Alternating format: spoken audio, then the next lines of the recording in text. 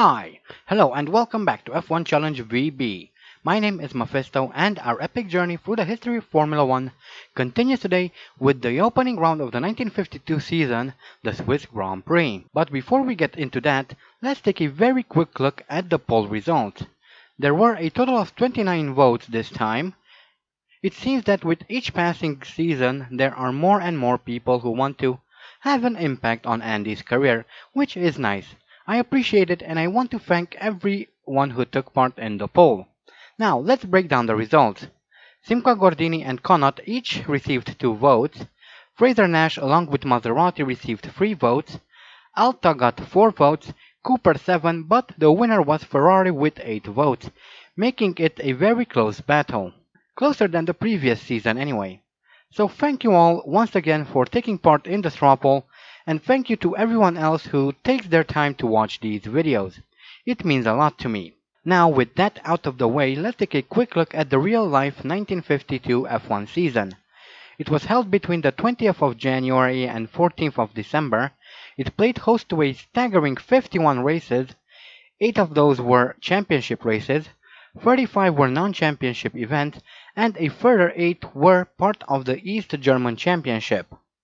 The world title was awarded to Alberto Ascari, who won an impressive 6 out of the 8 races and amassing a total of 36 points, or 53.5 if we are to take into consideration the shared points.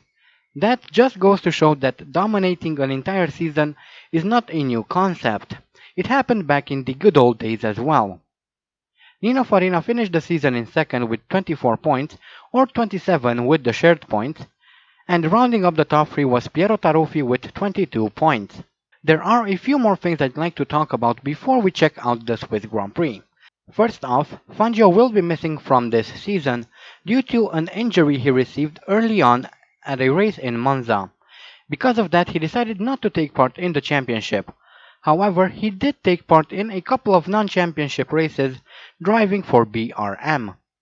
The other thing I want to mention is Alfa Romeo's absence from the season, and it's kind of an interesting story and I want to share it with you guys. Alfa Romeo were funded by the Italian government, and because of that, they had a bigger budget than pretty much anyone else on the grid, and that led to Alfa becoming a very dominant team throughout the years. However, at the end of the 51 season, the Italian government decided to pull the plug on Alfa Romeo, leaving them penniless. Unable to develop a competitive car, they decided to pull out of Grand Prix racing.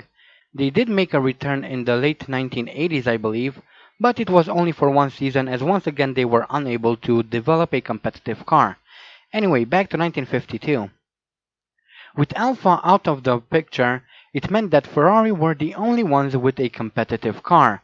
The British teams were struggling as well, and the French teams weren't doing all that well either. So the FIA, back then an organization made up of volunteers, decided to limit everyone to Formula 2 cars.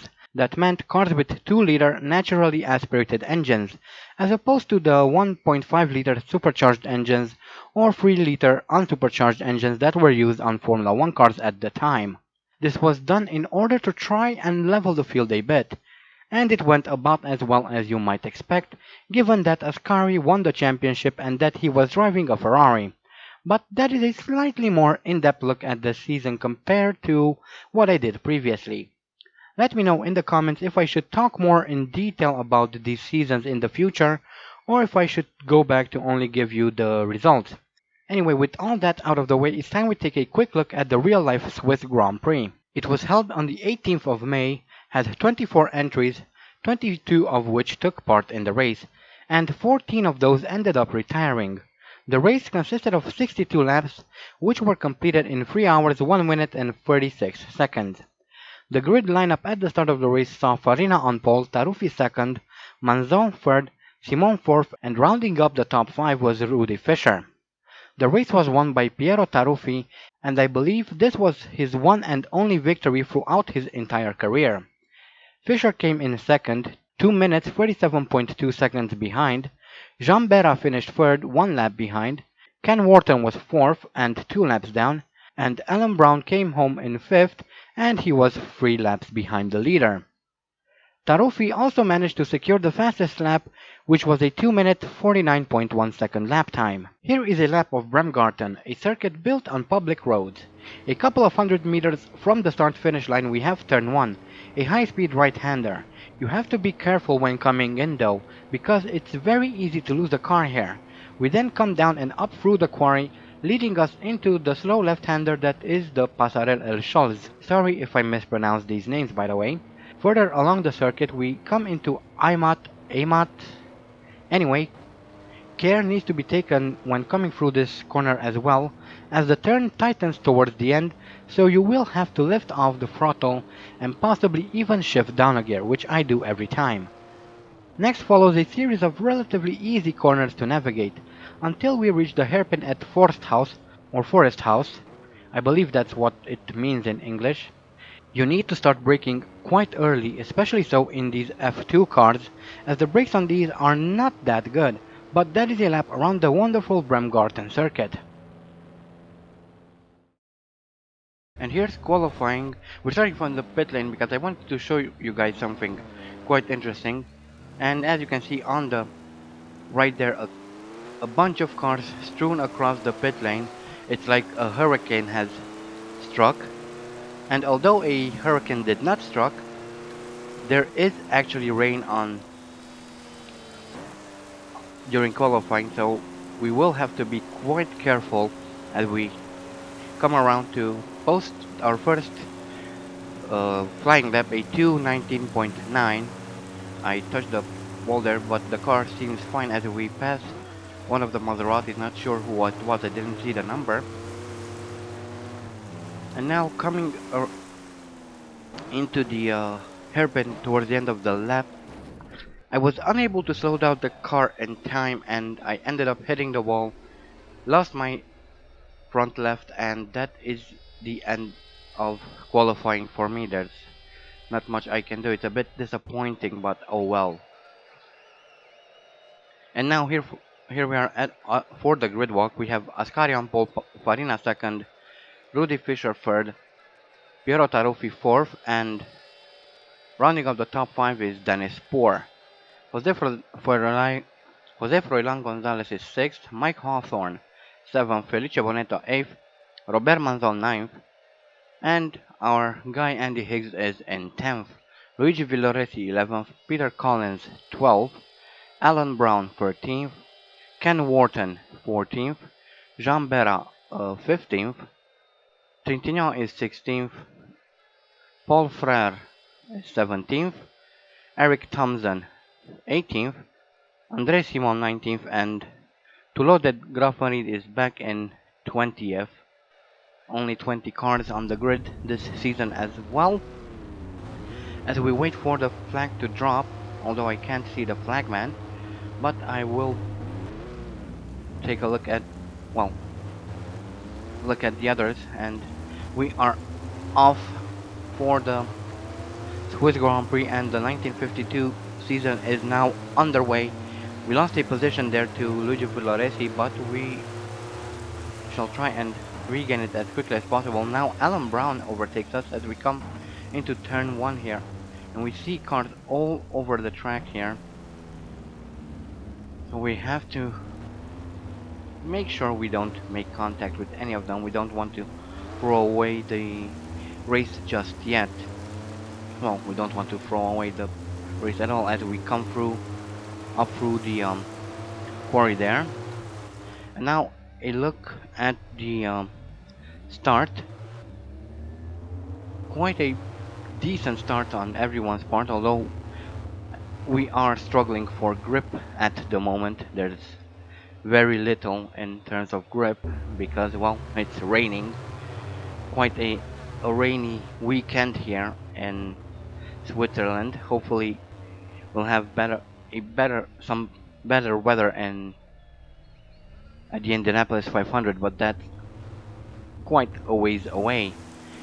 Anyway, we've managed to climb up into 5, now 6, as I try to avoid that Ferrari that came onto the track like a madman, and because of that I kind of ended up losing control of the car and ended up behind the barriers here, so I have to turn around and get back onto the track. And while I do that, let's take a look at some replays. Here we have Nino Farina, who loses control of his car, the famous 101 Ferrari, and now comes around. That's me losing control of the car and ending up in the same place. Nino Farina comes around, crashes into that, I'm not sure what that is, and loses his front wheel. Here, and now we have Mike Hawthorne coming around. He hits the wall, loses the wheel on his Cooper, I believe, and he's out. Next we have Ken Wharton in his Fraser Nash. He slides the car, hits that Ferrari, and loses a wheel, although it's kind of the wrong wheel. Next we have Paul Frere in the Alta. Right at the start, he starts sliding the car, crashes into the wall, and he's out. Next we have Dennis Poor, who loses control of his car, a Connaught, and he's also out of the race, although we don't see a lot because he's behind that hill. Next we have Maurice Trintignant in the Simca Gordini, loses control of the car, flies into those trees, and he is out of the race. So quite a few retirements there. We are somehow now down in 12.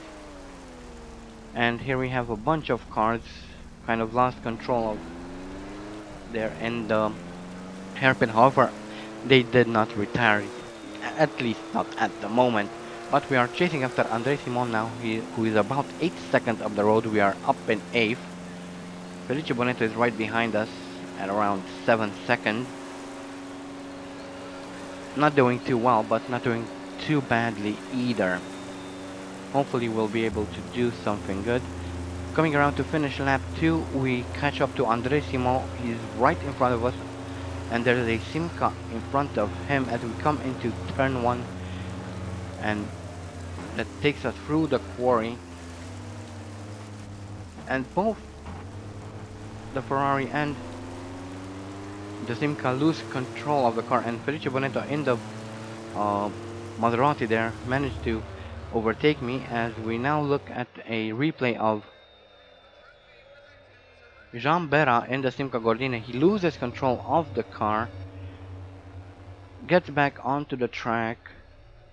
I'm not sure what he's doing. He tries to come around, and then a Maserati comes around, hits him from the side, and loses his front right wheel.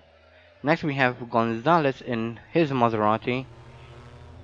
He comes around, loses control of the car, and kind of leaves it where it is. Didn't really bother to try and bring it back onto the track. But anyway, we now move up into 7th, and we're now chasing after Felice Bonetto, who is around 3 seconds up ahead. He overtook Ascari, who we now overtake ourselves, moving up into 6th.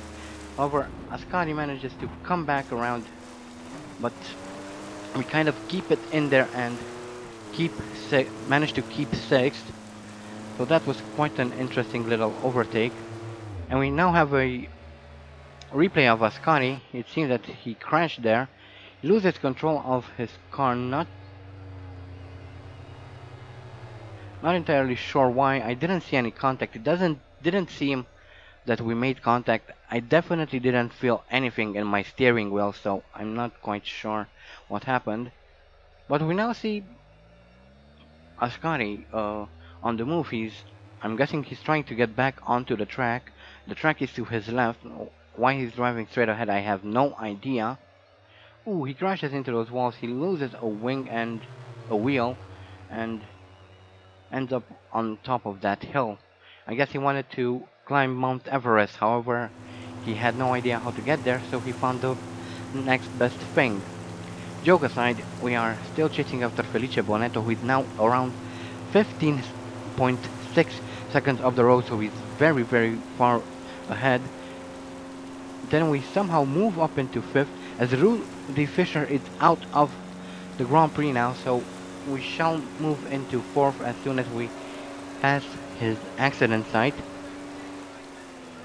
Not a good race here, and Switzerland for most of the AI, as we see Piero Taruffi coming around, loses control of his Ferrari, the number 2 Ferrari, and he is out of the Grand Prix. And now we have Rudi Fischer in his Ferrari coming around, loses control, and I'm not quite sure what's happening because he's behind the hill. Anyway, moving forward, we are now in 4th, still chasing after Felice Bonetto, who is now around 26 seconds up the road. Amazing pace by him. As we now come into the hairpin, lose control of the car. I apply a bit too much power on the exit there. Not a good idea, as you can easily upset the balance of the car, and we lost 2 positions there. So hopefully we can still make that up. We still have time, but we have more than half the race left. And as I come through this slight left-hander, I lose control of the car once again. I'm not sure what's happening. The car all of a sudden is very difficult to control. Up into second, up into third, and again losing control of the car. There's something definitely wrong with my suspension, I believe, because it is very difficult to control. And there we saw Andre Simon passing us. We are now in 8th, and apparently we are the last car on track. Well, so there are only 8, it seems. And every time I try to shift up into a higher gear, I lose control of the car.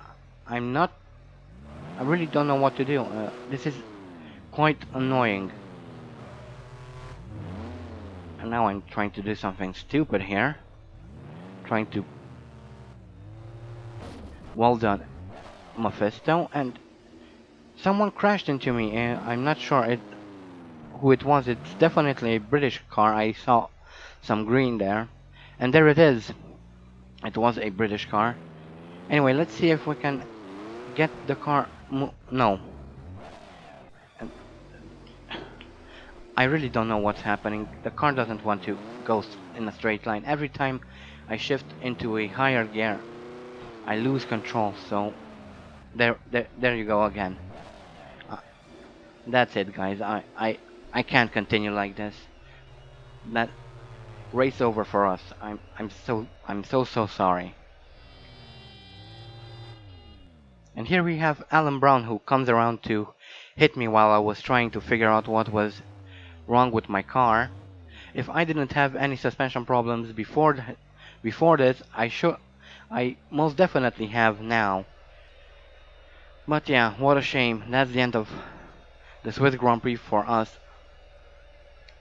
Unfortunately, I cannot drive a car that will not or does not want to go in a straight line.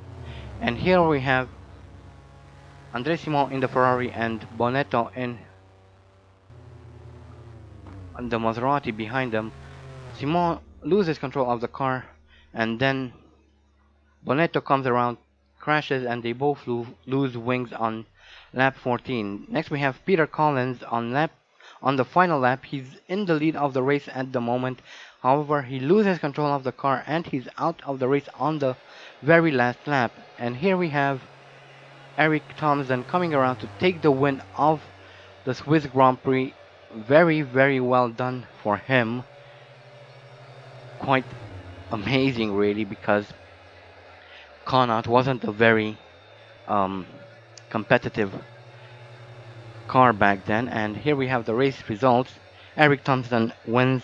De Graafenried is second, albeit 1 lap down, and Peter Collins retired. Although he did make the 90% race distance, so he will be receiving points, and there are the retirements. Quite a good number of them, most of the field in fact.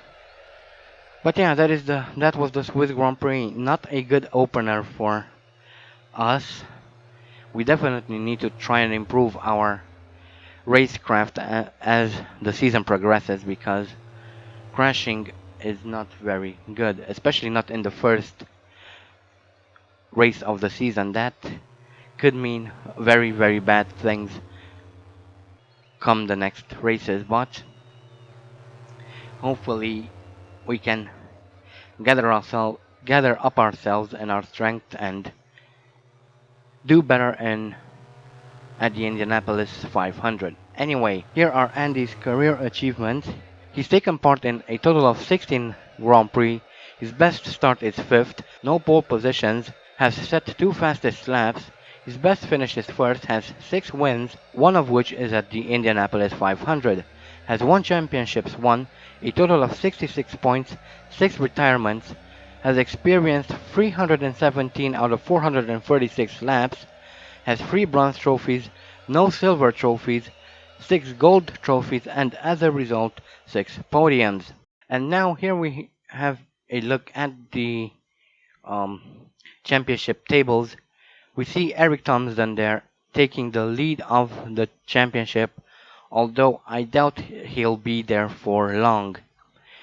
Next we have De Graffarid in second and Peter Collins in third. And Felicio Bonetto managed to post the fastest lap of the race despite the fact that he retired quite early on. So props to him, he gets 1 point, although it won't be for long because by the end of the 50s this rule will be taken out, so no more points for fastest laps as when once we enter the 60s. But yeah, not a good result for most of the people involved, but hopefully things will change as we move on into the next round in the season.